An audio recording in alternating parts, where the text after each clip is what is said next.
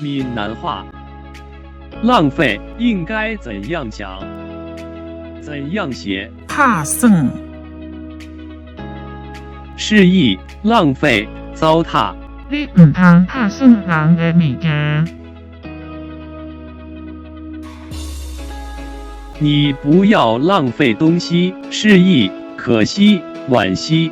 伊7少年8少年就来过身去，真拍算。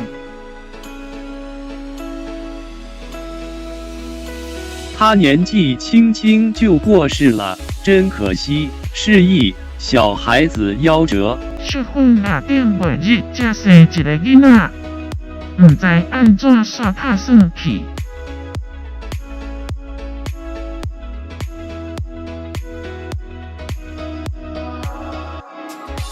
淑芬上个月才生一个小孩，不知道为什么就夭折了。请支持我，点击 subscribe， 然后再单击小铃铛，也不要忘了转发给您的朋友圈。